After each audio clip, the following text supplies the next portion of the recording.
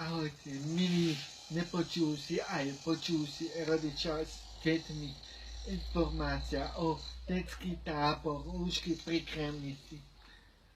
Kvôli tomu informácia. Niektorí nepočujúci mi písali Messenger o potvrdenie od doktora.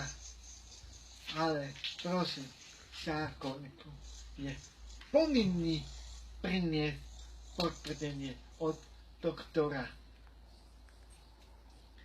Kvôli tomu, keď niektorý neprinesie, bude problémy.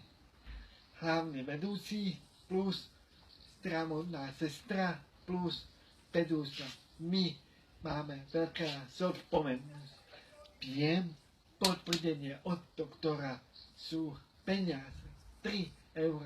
Žiaľ, keď deti chcú prísť, tak sa snažte s deťmi, aby mali potvrdenie od doktora. Ďakujeme pekne za pochopenie. Ahojte.